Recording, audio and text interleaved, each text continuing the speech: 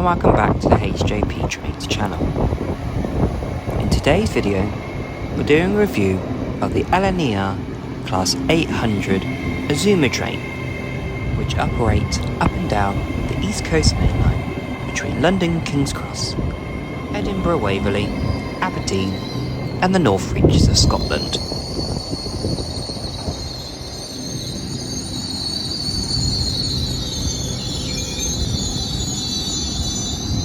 Formed of two 5-car Class 800 sets, forming a 10-car service. This service today has started its journey in Leeds and will be taking us the approximate 80-mile journey southbound towards London King's Cross. Seeing as this is my first review of the LNER Class 800 Azuma, I think this is probably the right time in the video to give you a little bit of history about the class and how it came to be on the UK rail network. During May of 2019, the first batch of Class 800 new-built high-speed trains began entering service. The very similar Class 801 train also followed in September of that year. These units are based on the Hitachi A-train design, and LNER retained the Azuma brand for the units, which was originally designated by Virgin Trains executive.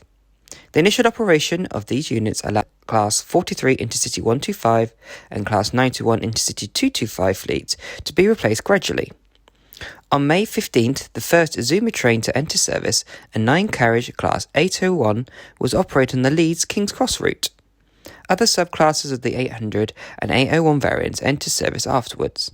The first two 5-carriage Class 801-1 sets entered service on 16th of September, operating as a 10-car train, with the first lot of 5-carriage Class 800-2 sets entering service to coincide with the launch of the new King Cross to Lincoln services on October 21st of that year, while the first two 9-carriage Class 801-2 sets enter service on 18th of November.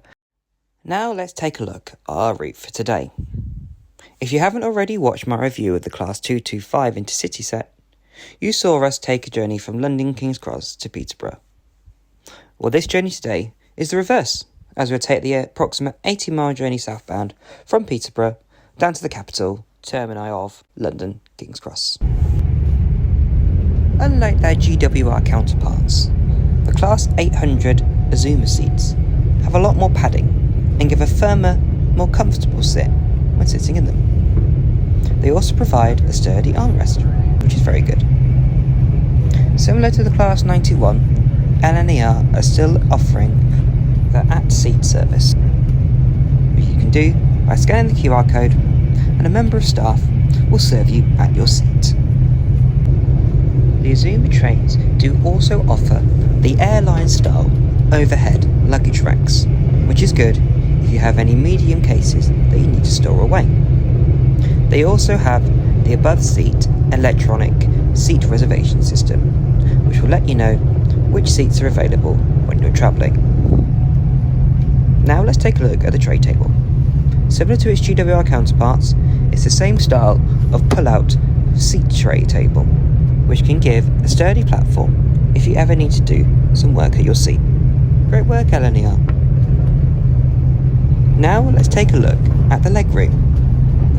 This particular seat I was sat in, I had loads of legroom, which is something you don't find in the GWR train. This definitely is a high scoring point for LNER, as we can be seen here speeding through Huntingdon Railway Station.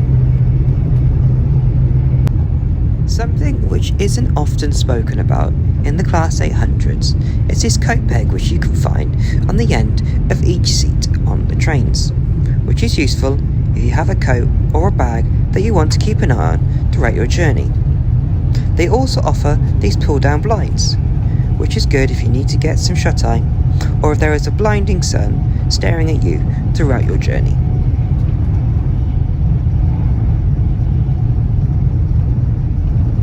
In the modern day, we all know that plugs on trains are a necessity. And don't worry, LNER have got you covered, with two 3-pin style plugs situated in the middle of each pair of seats, seen here in this shot.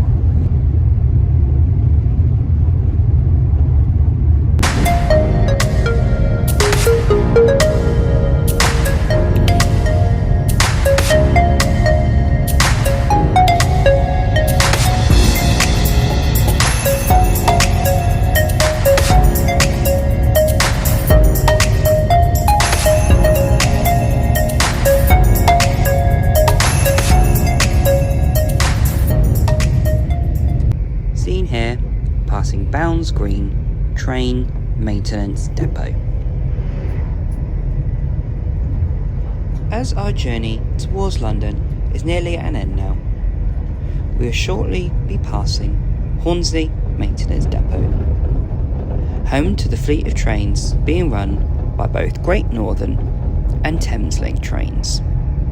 Here you can find an array of electrical multiple units, where you can see Thameslink's Class 700 range of trains, as well as Great Northern's Class 387 EMU fleets, which are stored here when they're not being used in passenger service.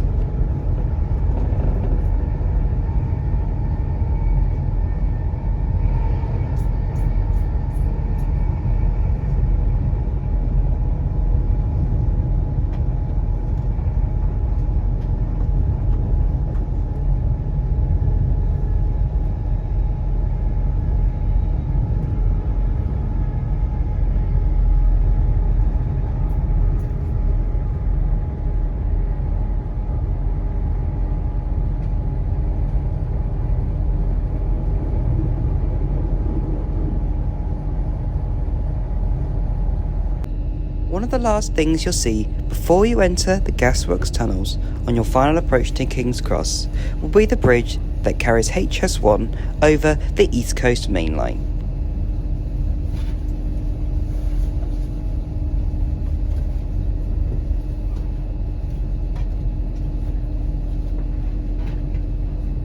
We can be seen here ourselves, entering the gasworks tunnel on our final approach into London King's Cross Station.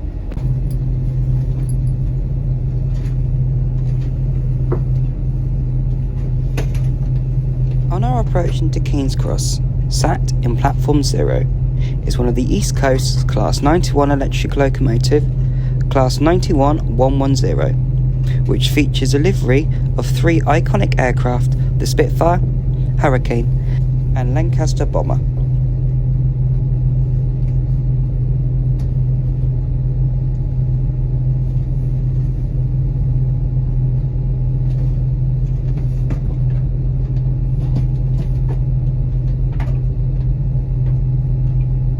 Now we've completed our 80-mile journey and have arrived at London King's Cross Station.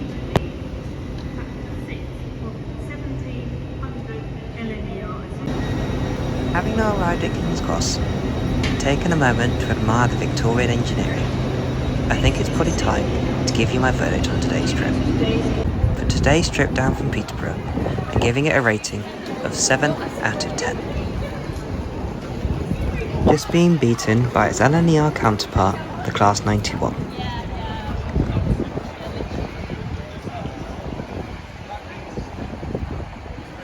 I'd just like to thank everyone for watching the video, and if you did enjoy, don't forget to comment, like and subscribe to the channel.